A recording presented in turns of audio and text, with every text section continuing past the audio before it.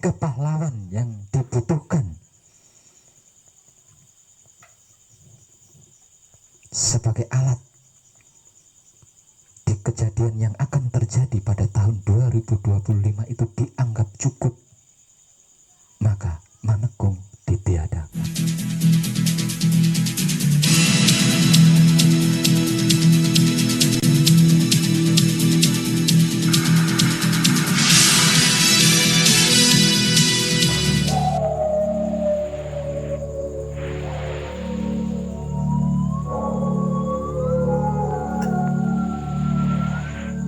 Secara umum ini dianggap sebuah rahasia ilahi atau rahasia Tuhan. Tapi bagi wong edan bagu rahasia itu tidak ada. Apalagi tema wong edan bagu adalah tanpa tedeng aling-aling. Artinya jika sampai wong edan bagu merahasiakan sesuatu atau menutupi sesuatu kebenaran, berarti wong edan bagu itu kafir. Karena maksud daripada kafir adalah menutupi kebenaran atau menyembunyikan kebenaran. Jadi kafir itu bukan tidak percaya Tuhan ya, bukan. Kafir itu bukan tidak percaya Tuhan. Kafir itu bukan menentang agama, bukan. Maksud daripada kafir adalah menyembunyikan atau menutupi kebenaran. Itulah maksud daripada kafir. Nah, untuk menghindari itu, dan karena memang wong edan baku nggak mau seperti itu, maka malam ini saya mengambil bahan kadangan dari sesuatu yang bersifat rahasia ilahi.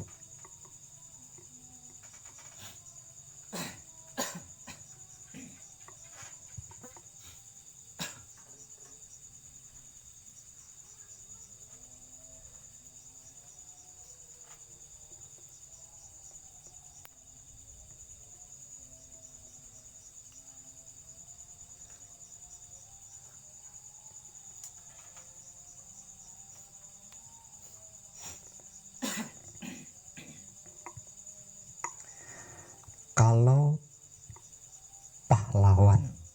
pahlawan yang dibutuhkan oleh Romo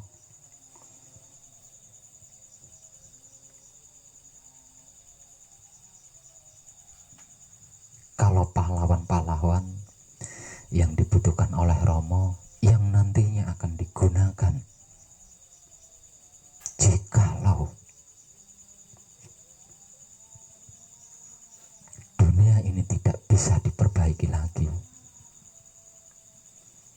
yang perkiraannya akan terjadi di sekitar tahun 2025. Itu pahlawan-pahlawan yang dibutuhkan sudah dianggap cukup, maka Manekung tidak ada lagi.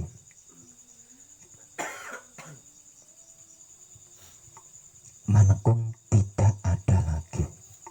Saya ulang, jikalau pahlawan-pahlawan yang dibutuhkan oleh Romo yang nantinya akan digunakan ketika dunia ini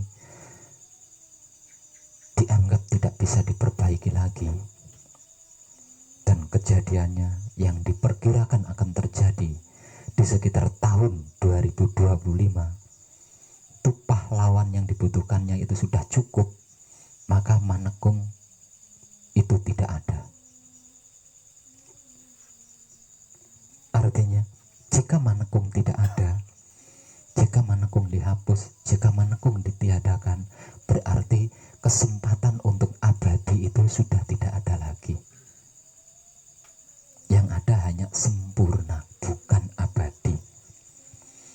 Ada perbedaan antara sempurna dan abadi. Kalau sempurna itu kembali kepada asal usul sangkan paraning dumadi, kembali kepada asal mula kejadian, itu namanya sempurna.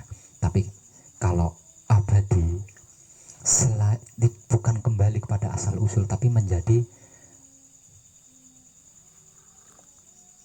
langgeng. Dalam istilah lain, tidak akan mengalami kerusakan, tidak akan mengalami perubahan, tidak akan mengalami kematian. Itu abadi. perbedaan antara sempurna dengan abadi. Kalau sempurna itu kembali atau berhasil kembali kepada asal usul kejadian.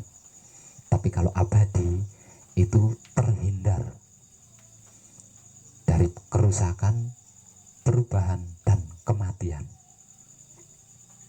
Idaman semua manusia hidup, bahkan seluruh makhluk, adalah kedua-duanya, yaitu kesempurnaan yang abadi.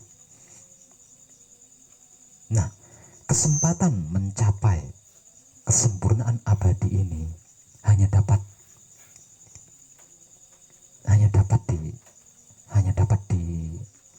dilakukan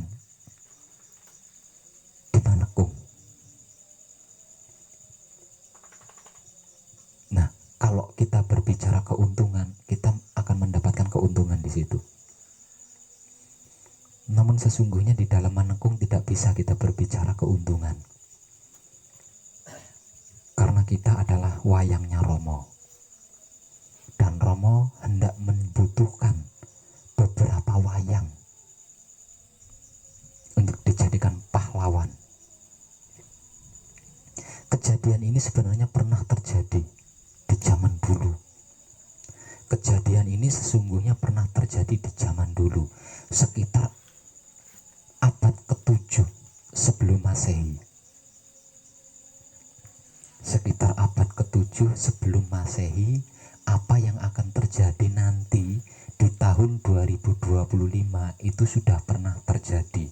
Dan ketika itu kejadian tersebut disebut sebagai Perang Baratayuda Jaya Binangun. Pada zaman itu disebut oleh para leluhur kita sebagai Perang Baratayuda Jaya Binangun. Kejadiannya sekitar abad ke-7 sebelum Masehi.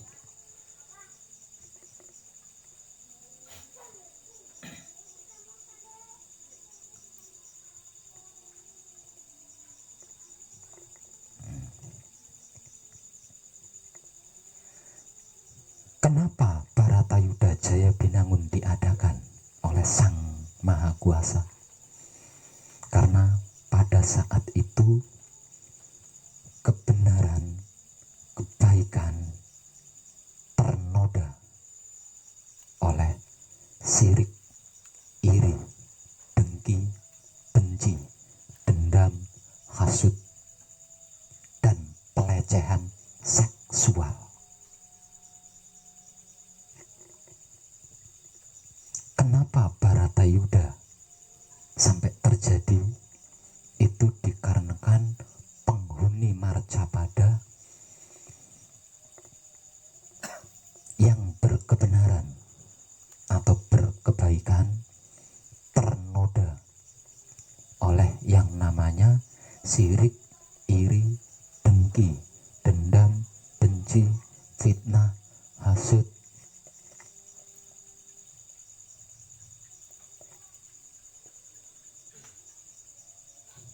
tidak bisa diperbaiki. Maka Perang Baratayuda Jaya Binangun diadakan sebagai pembersihan noda-noda yang telah menodai kebenaran dan kebaikan pada zaman itu. Sebelum Perang Baratayuda ditulis terlebih dahulu apapun kejadiannya, mulai dari siapa yang akan dijadikan pahlawan, siapa yang akan dijadikan pembela, siapa yang akan dijadikan pembunuh, dan lain sebagainya, itu ditulis terlebih dahulu oleh Sang Maha Kuasa.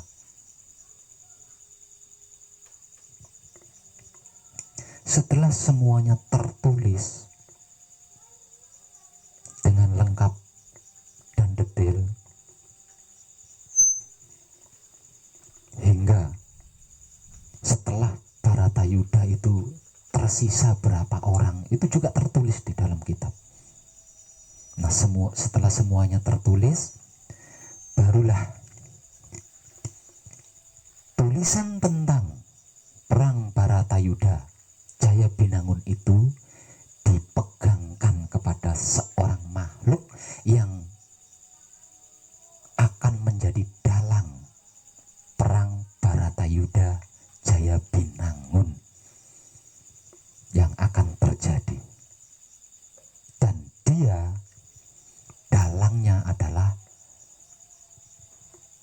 Batara Krishna. Batara Krishna atau Sri Krishna adalah dalang perang Baratayuda Jaya Binangun, dan dialah yang memegang tulisan-tulisan terkait perang Baratayuda. Sesungguhnya seperti itulah Sang Pencipta jika hendak mengadakan sesuatu. Artinya dengan mengambil sampel sebelum kejadian perang Baratayuda, menjawab bahwa sesungguhnya Tuhan itu tidak pernah merahasiakan sesuatu. Gitu. Bahwasanya Sang Pencipta, Sang Maha Kuasa itu tidak pernah merahasiakan apapun. Ini terbukti. Apapun yang hendak dia lakukan itu ditulis terlebih dahulu. Contoh adalah kejadian perang Baratayuda. Nah, dengan perencanaan yang tertulis inilah akhirnya orang-orang makrifat, orang-orang waskita itu bisa mengetahui. Makanya jangan heran kalau ada orang-orang makrifat, orang-orang ahli makrifat, orang-orang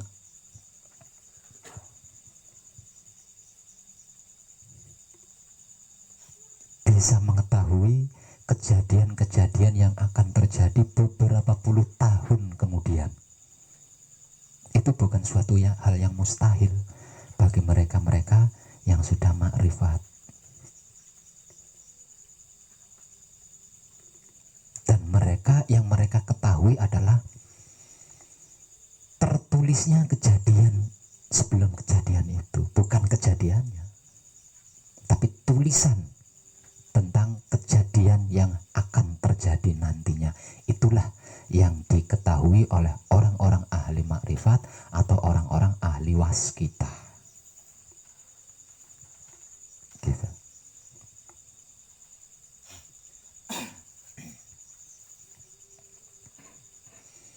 Seusai perang Baratayuda Jaya Binangun, hanya tersisa 5 pahlawan saja. Ketika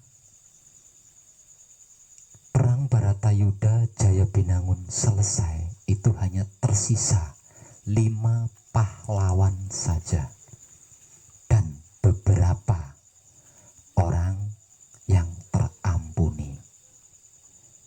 Sedangkan orang-orang yang tidak terampuni karena tidak menyadari kejadian perang Baratayuda itu tumpes, habis, tidak tersisa. Bahkan anak cucu dari pahlawan itu sendiri, anak cucunya, anak keturunannya yang diyakini nanti akan menjadi pewaris dan bla bla bla bla, dari kelima pahlawan itu pun hancur, tak bersisa. Itu adalah kekejaman perang Baratayuda Jaya Binangun. Untuk ukuran manusia, ukuran Tuhan, ya nggak kejam, dia punya hak di situ. Ketika rumahnya banyak sampah, ya dia punya hak untuk menyapu sampah yang mengotori rumahnya, kan? Hal ini diperkirakan akan terjadi untuk kedua kalinya, dan para makrifat, para waskita mengetahuinya, dan perkiraan hal itu akan terjadi di sekitar tahun 2025 yang akan datang. Sekarang sudah tahun 2021, padahal tahun 2020 itu belum hilang dari ingatan kita. Sekarang sudah berganti menjadi tahun 2001. Artinya untuk sampai di tahun 2025 itu teramat sangat singkat. Sebentar sekali.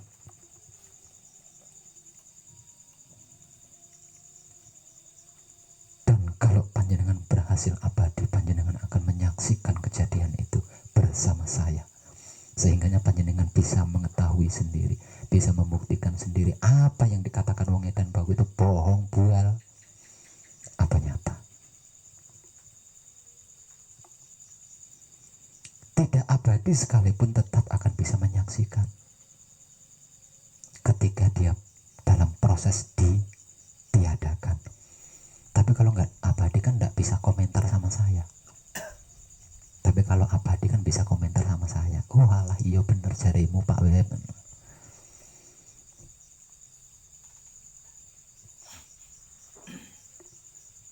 Begitu juga tentang apa yang akan terjadi sekitar tahun 2025 nanti. Itu sudah tertulis jelas. Sama persis seperti ketika perang Baratayuda Jayabinangun terjadi di sekitar abad ke-7 sebelum Masehi.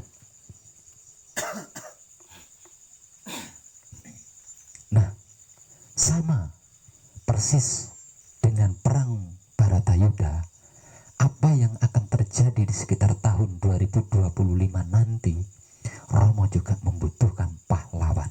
Tapi pahlawan yang dibutuhkan bukan cuma 5.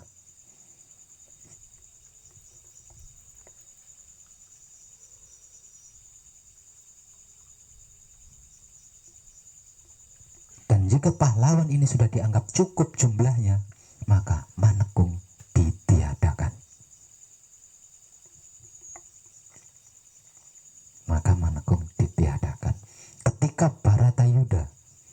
Ketika perang Baratayuda Jayabinangun terjadi,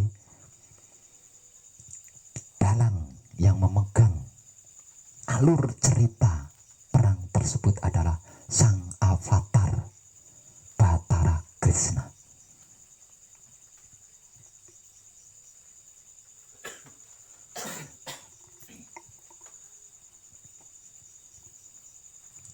Dan dalang yang akan memegang alur cerita kejadian yang akan terjadi perkiraan tahun 2025 nanti adalah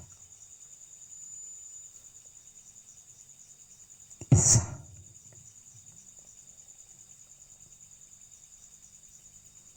Yang turunnya ke bumi telah diramalkan oleh sang Nabi Muhammad.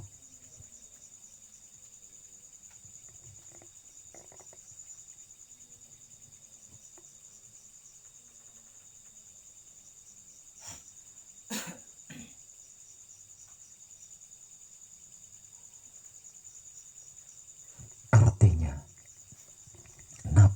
Nabi Isa juga adalah sang avatar, sama seperti Sri Krishna. Dialah yang akan menjadi dalang kejadian yang akan terjadi di tahun sekitar 2025. Kenapa di tahun 2025 Baratayuda Jayabinangun harus ada lagi? Sama persis alasannya. Karena kebaikan dan kebenaran masih tetap ternoda oleh sirik, iri, dengki, hasut, dendam, benci, fitnah, bully.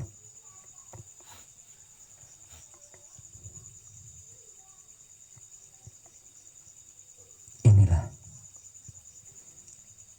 maksud dari motivasi saya yang saya informasikan secara umum atau publik, bahwasanya bersihkan pikiran, bersihkan hati, bersihkan syahwat. Karena jika tidak, maka makhluk itu dianggap sampah yang harus disapu bersih, dan kemungkinannya untuk didaur ulang itu sangat tipis.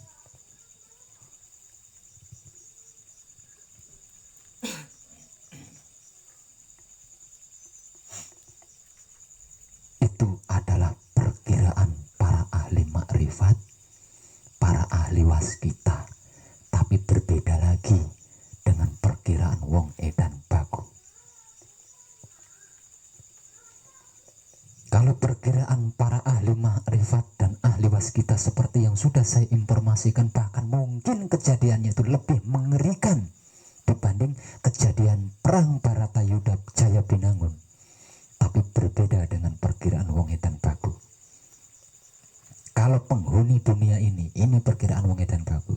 Kalau penghuni dunia ini berjumlah 100 orang,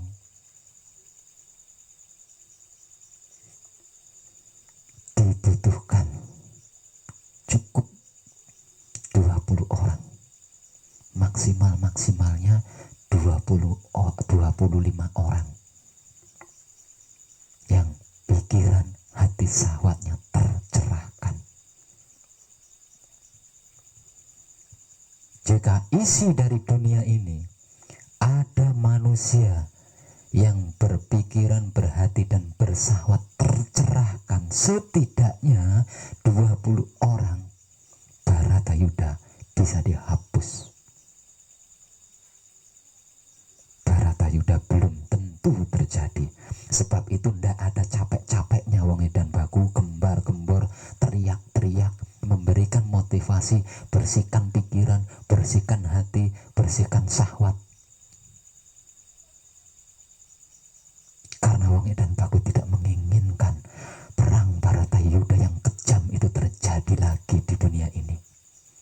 Dan itu hanya bisa ditukar dengan kebersihan pikiran, hati dan syahwat. Setidaknya 20 orang atau 25 orang penghuni dunia ini dari jumlah 100 orang. Kenapa wong edan baku tidak menginginkan hal itu terjadi? Karena wong edan baku sudah menyadari tidak ada sesuatu apapun yang tidak ada di dalam diri wong edan baku. Alam semesta seisinya ini ada di dalam diriku.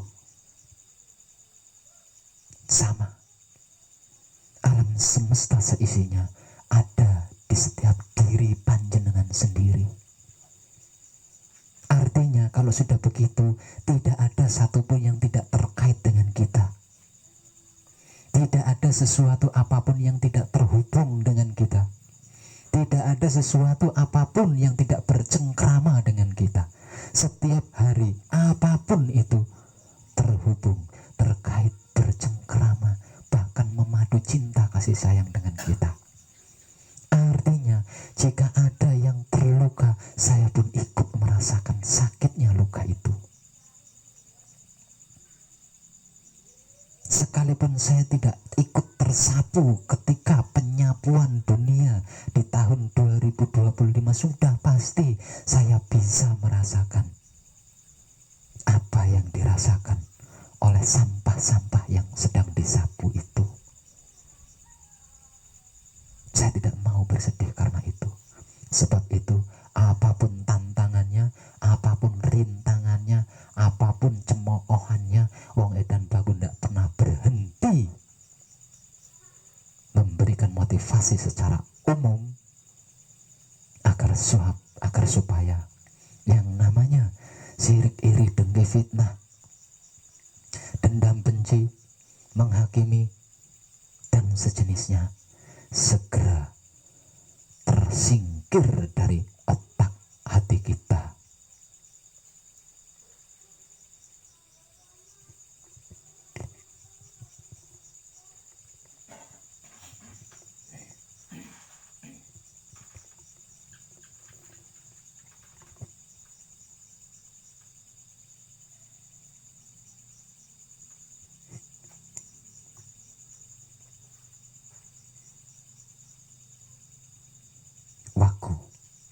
aslinya saya menginformasikan ini wagu banget.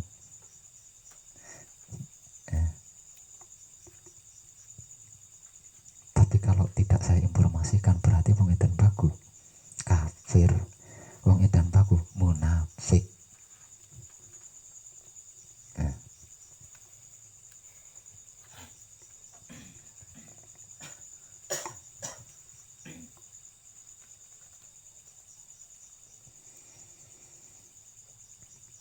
Setelah selesai perang Baratayuda Jaya Binangun di abad ke-7 sebelum Masehi, lahirlah sebuah keyakinan yang disebut Hindu.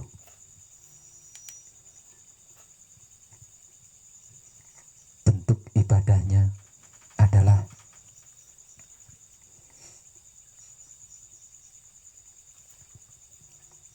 menebar budi pekerti, karena budi pekerti dianggap mampu melanggengkan kebersihan dunia setelah perang Baratayuda.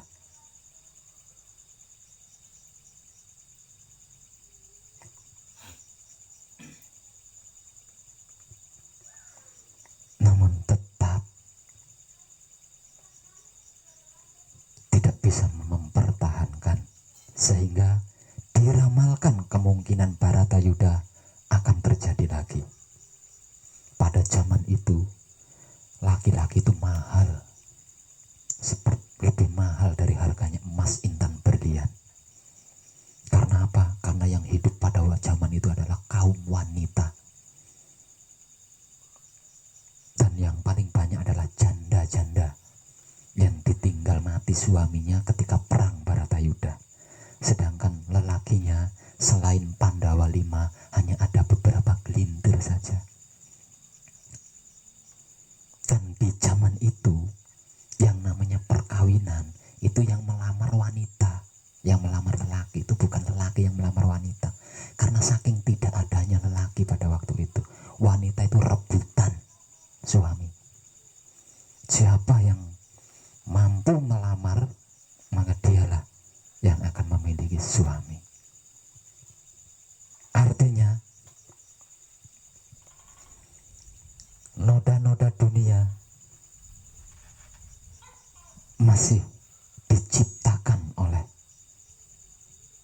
makhluk, terutama manusia, dan itu bermula dari kaum perempuan.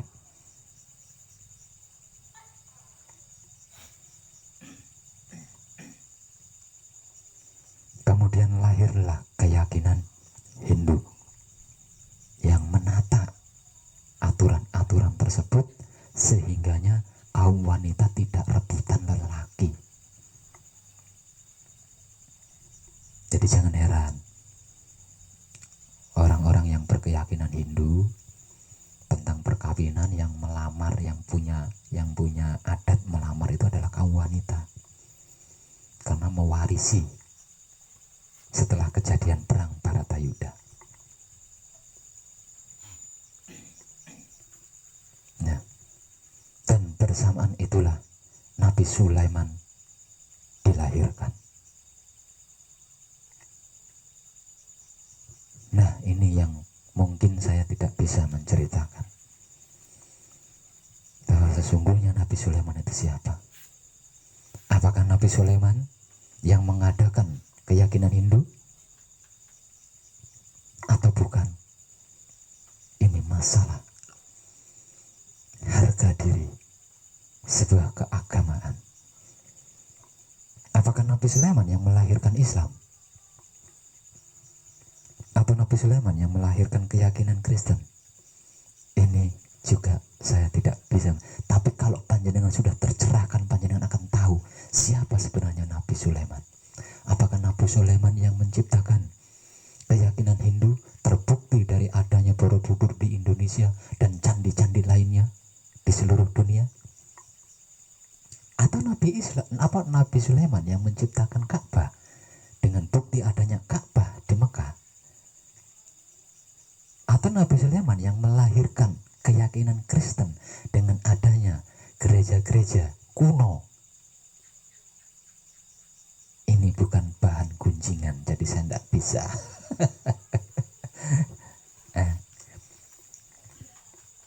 Namun hanya sedikit yang mau mengikuti Nabi Sulaiman. Nabi Sulaiman terjerat cinta dengan Ratu Bilqis yang kemudian melahirkan keturunan setengah manusia setengah jin, yang beberapa hari yang lalu saya ungkap namanya yang populer, yaitu Dewi Samudra. Perjuangan Sulaiman terjerat cinta, tapi bukan cinta kasih sayang yang saya maksud, melainkan cinta syahwat. Di dalam perjuangannya dia terjerat cinta dengan Ratu Bilqis. Ratu Bilqis adalah ratu tercantik bangsa jin, sehingga terjalinlah cinta dua jenis makhluk, yaitu manusia dan jin. Dari karma inilah Nabi Sulaiman mengalami kematian. Namun karena dia dipilih sebagai nabi untuk menjaga kenabiannya, maka Sulaiman ditiadakan di tengah-tengah medan tempur yang dahsyat. Dan kematiannya meninggalkan keturunan abadi. Kematiannya meninggalkan keturunan abadi yang orang Jawa menyebutnya adalah Kanjeng Ratu Sekar Jagat Wijaya Kusuma, yang dipilih untuk menggantikan ayahnya oleh Tuhan menjaga seluruh laut dengan imbalan memiliki tubuh abadi. Dan lebih dikenal dengan sebutan sebagai Dewi Samudra. Kemudian ketiadaannya digantikan oleh Isa. Hampir 50% dunia seisinya bersih dari yang namanya sampah. Namun sayang, Nabi Isa memiliki kelemahan yang mungkin agak mirip dengan wong edan baku. Kelemahannya apa?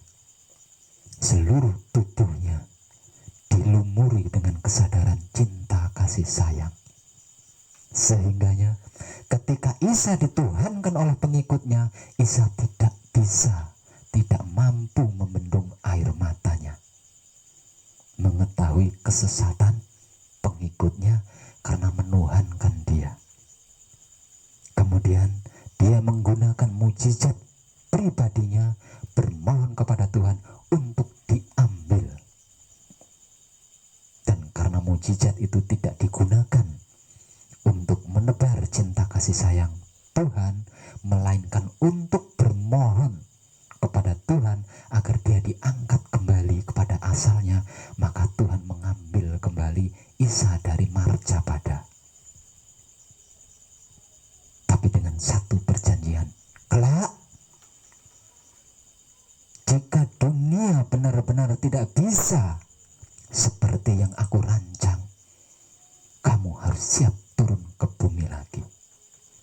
Itu perjanjian antara Isa dan Maha Suci ketika pengangkatannya.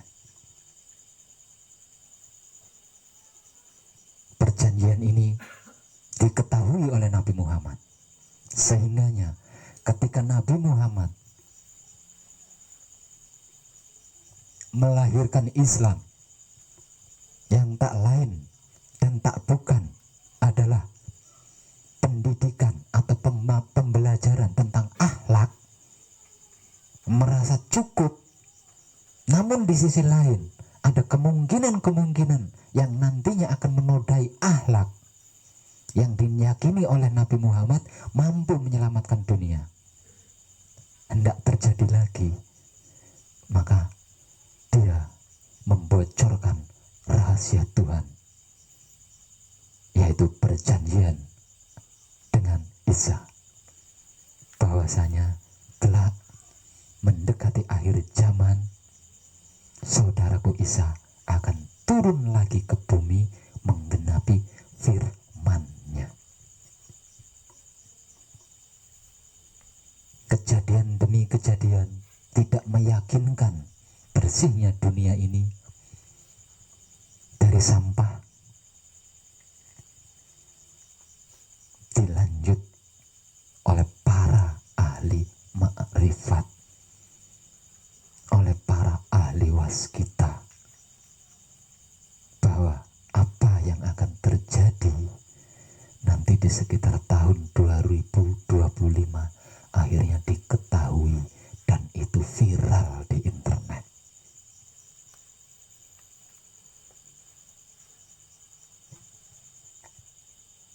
Dan saya setuju karena saya juga ikut mengetahui. Jadi saya tidak bisa berbuat apa-apa, karena saya juga ikut mengetahui apa yang diviralkan di internet oleh saudara-saudara saya yang ahli makrifat, ahli waskita. Saya tidak bisa berbuat apa-apa karena memang kejadiannya akan seperti itu. Bahkan lebih mengerikan daripada perang Baratayuda Jaya Binangun yang menggunakan 5 pahlawan, yaitu Pandawa 5. Lebih mengerikan dari itu dan lebih besar dari itu. Karena apa?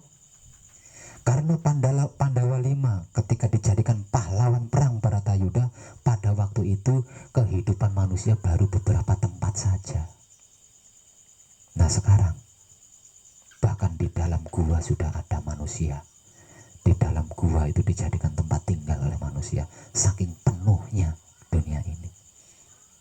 Artinya kehancurannya jauh lebih mengerikan.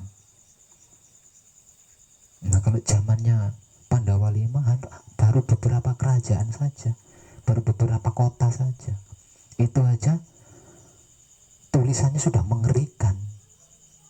Tulisan akibat dari perang Baratayuda itu sudah mengerikan, padahal baru ada beberapa kota saja, baru beberapa kerajaan saja. Nah sekarang berapa negara coba? Diperkirakan 7 kali lipat mengerikannya dibanding Baratayuda pertama.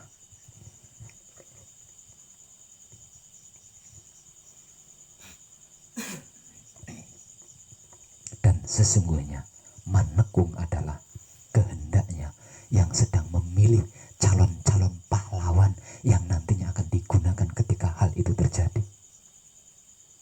Imbalannya apa? Abadi. Imbalannya adalah kesempurnaan abadi.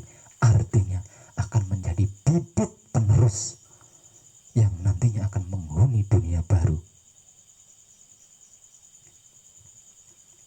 Setelah Baratayuda dari Pandawa 5, dunia baru dihuni oleh keturunan-keturunan Pandawa 5.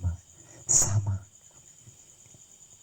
Jika dunia ini tidak bisa diperbaiki dan pembersihan itu harus terjadi, maka dunia selanjutnya itu akan dihuni dan dirawat serta dilanjutkan oleh keturunan-keturunan yang dari pahlawan yang digunakan ketika hal itu terjadi.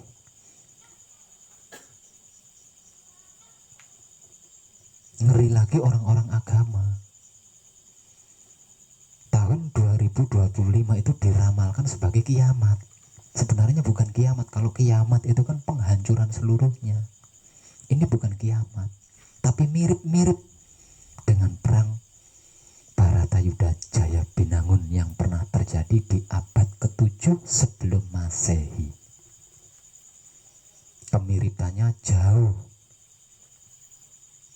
lebih mengerikan, perbandingannya 7 kali lipat lebih mengerikan. Jika pahlawan yang dibutuhkan sebagai alat kejadian yang akan terjadi pada tahun 2025 itu dianggap cukup, maka manekung ditiadakan. Artinya kalau manekung ditiadakan, sudah tidak ada lagi kesempatan untuk bisa sempurna lagi abadi. Artinya sekalipun memiliki putra Roma, sekalipun memiliki wahyu pancagaib dan diibadahkan wahyu pancagaib itu menggunakan sifat dan sikapnya wahyu pancagaib itu sendiri, yaitu wahyu pancalaku, tetap bukan sampah sih, bukan, tapi jadi prajurit. Udah lebih baik lah itu, jadi prajurit perang. Yang namanya prajurit, kita bisa ngambil sampel dari Bharatayuda yang sudah terjadi. Seluruh prajurit Ngastinapura, seluruh prajurit Astinapura, dan seluruh prajurit Pandawa 5 itu habis, tumpes, nggak ada sisa. Hanya tersisa Pandawa 5 dengan beberapa orang yang terampuni luputnya. Jadi walaupun prajuritnya adalah putra Rama, ya tetap saja mau tidak mau harus bercerai dengan duniawi.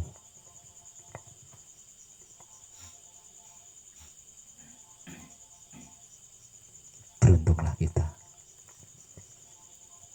yang telah dipanggil untuk manekung.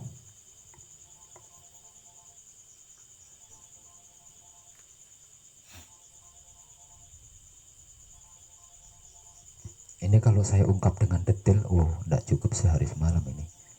Itu tadi hanya singkat-singkat, inti-intinya saja yang saya ambil itu. Apalagi kalau saya sampai ngungkap tentang Nabi Sulaiman itu sebenarnya siapa, karena dia lahir setelah Bharatayuda. Nah, Nabi Sulaiman lahir setelah perang Bharatayuda Jaya Binangun. Sudah pasti Sulaiman adalah keturunan dari salah satu Pandawa 5. Tapi apakah dia yang melahirkan Hindu? Apakah dia yang melahirkan Kristen? Apakah dia yang melahirkan Buddha? Apakah dia yang melahirkan Islam? Atau dia sendiri adalah Buddha? Nah, ini urat cukup seminggu kita ungkap. Atau jangan-jangan sang Buddha itu adalah dia sendiri?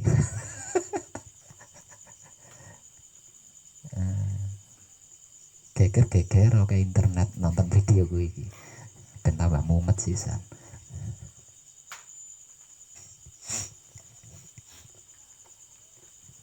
Orang-orang ahli hanya ribut memperkarakan tentang jejak-jejak Nabi Sulaiman di Borobudur.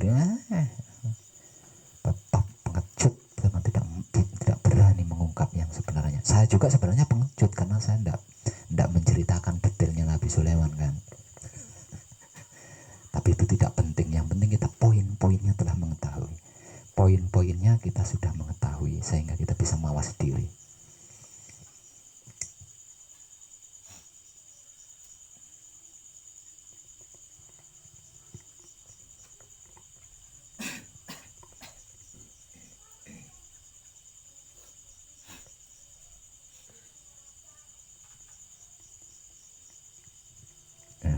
Mantap. Loh, tadi yang belum disinggung adalah tugasnya Isa. Apa tugasnya Isa?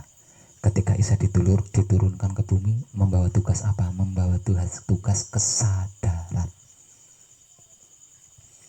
Tugas Nabi Isa adalah menebar kesadaran, rasa, cinta, kasih, sayang. Sebab itu mujizat-mujizat yang dimiliki oleh Nabi Isa itu nggak ada doa-doanya, hanya dengan linangan air mata. Nabi Isa ketika melakukan sesuatu hal yang tidak masuk akal oleh ukuran manusia, senjatanya hanya tetesan air mata. Jadi nggak ono bungone, ono japa mantra ini ora ini. Itulah kesadaran. Jadi kesadaran itu adalah bahasa air mata, dan bahasa air mata itu lebih dalam dibanding bahasa rasa. Karena air mata itu terkait dengan kesadaran. Nah, kalau rasa belum tentu terkait dengan kesadaran. Ada kalanya terkait dengan perasaan, itu rasa. Tapi kalau air mata pasti kaitannya dengan kesadaran. Apa itu kesadaran? Jawabannya masih tetap sama, yaitu gerak-geriknya hidup. Apa itu hidup? Jawabannya juga tetap sama. Hidup itu adalah wahyu ponco gaib. Apa itu wahyu ponco gaib? Kunci paweling asmo mijil singkir. Apa itu kunci paweling asmo mijil singkir? Mutmainah, aluhama, amara. Mutmainah, aluhama, hidup, amarah, dan supia.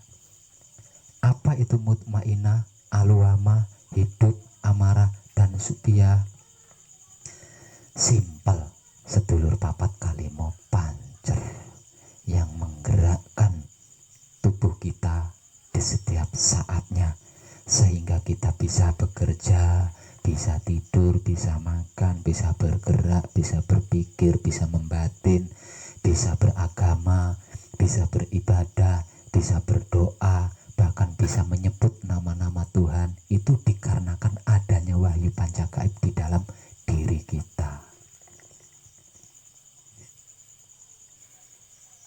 Nah, gunanya untuk apa? Wahyu panca gaib itu gunanya untuk apa? Gunanya wahyu panca gaib tak lain dan tak bukan. Tidak aku ciptakan jin dan manusia, melainkan untuk beribadah kepadaku.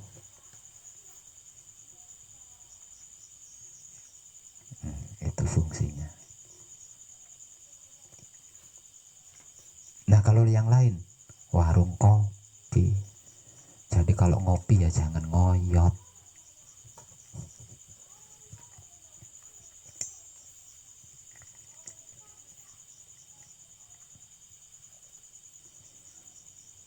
Itulah kedatangan kita malam ini. Walaupun saya hanya diizinkan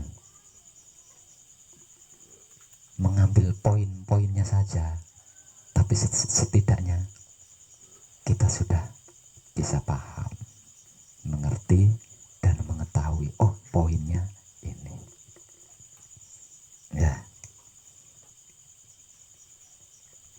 sayang saya hanya diizinkan hanya untuk mengambil poin-poinnya saja, tidak diizinkan menceritakan detailnya.